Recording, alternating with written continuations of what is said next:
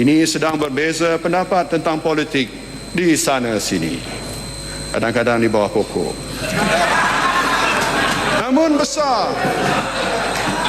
besar harapan semua. Bila berdepan dengan ribut ekonomi yang melanda, kita akan sentiasa sepakat sekata.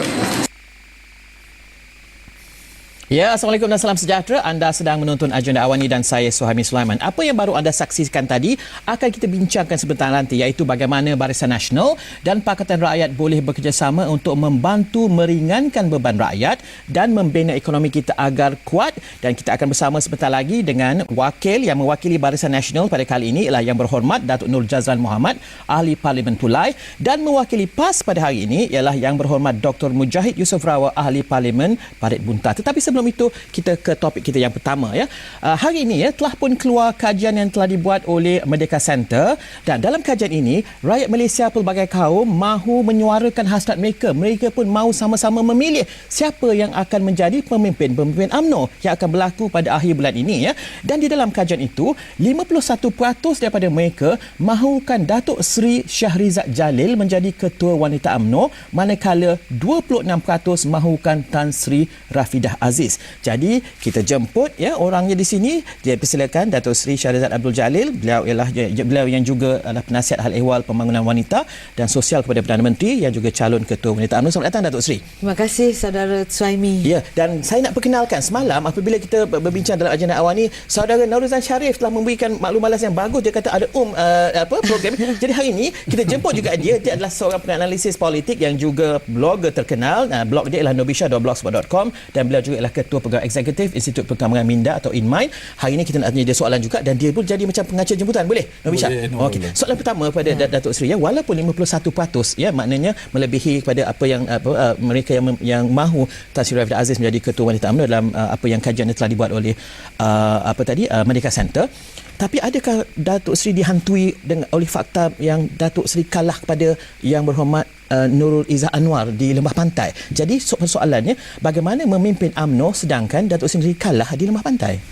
Pertama saya ucapkan terima kasih kerana menjemput saya kemari. Saya dah lama tidak berbicara seperti ini.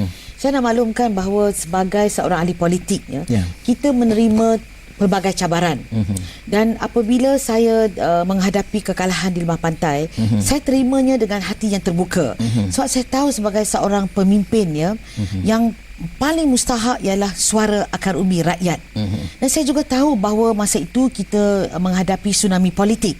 Ada pelbagai perkara yang menyebabkan kekalahan pada hari itu. Tapi bagi diri saya secara pribadi, saya tahu bahawa ini adalah ujian daripada Allah SWT bagaimana saya nak menguruskan ketewasan itu. Sama ada saya stabil, saya ada disiplin, saya boleh menerimanya, dan sama ada saya mempunyai kesabaran dan mempelajari daripada apa yang berlaku. Alhamdulillah, dalam setahun yang berlalu saya rasa bahawa saya menguruskan apa yang berlaku itu di Lembah Pantai dengan sebaik-baiknya.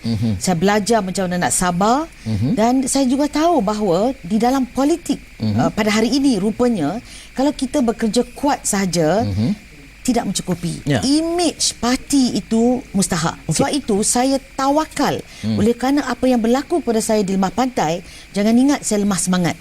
Saya belajar daripada saya pernah menang dengan baik di Lembah Pantai.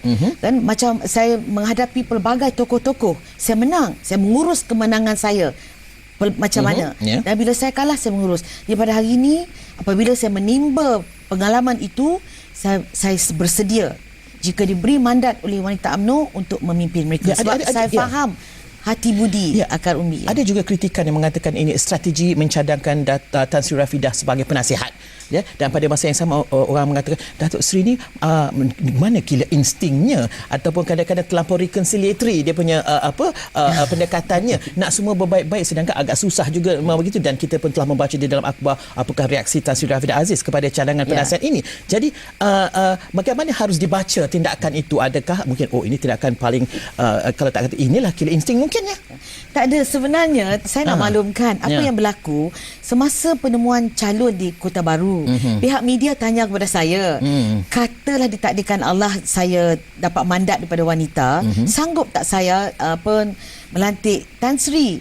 So saya jawab dengan ikhlas bila ditanya, ya tak jadi masalah sebab latar belakang saya menunjukkan bahawa saya menghormati terutama mereka yang dahulu daripada saya yang berpengalaman. Jadi saya jawab no problem. Jadi itu menjadi satu bahan daripada media, tapi tak apa, memang itu kalaulah perkara itu ditakdirkan Allah berlaku, sudah semestinya sebab memang naluri saya suka membawa orang bersama, bukan untuk memecah belah. Jadi itulah sebenarnya apa yang berlaku. Katanya itu cakap orang politik, tetapi pada hakikatnya sekiranya bagaimana harus menangani Tan Sri Rafidah Aziz di luar ataupun di dalam pasukan yang yang akan membawa wanita itu. Jadi bagaimana mungkin langkah proaktif yang Datuk Sri pertamanya saya nak maklumkan bahawa keputusan hanya kita boleh tahu pada 25 hari bulan Mac dan itu terpulang sebulat-bulatnya kepada perwakilan 800, lebih kurang 800 wanita yang mewakili peringkat akar rumbi yang akan membuat keputusan yang akan menentukan masa hadapan hala tuju wanita UMNO di Alaf ini.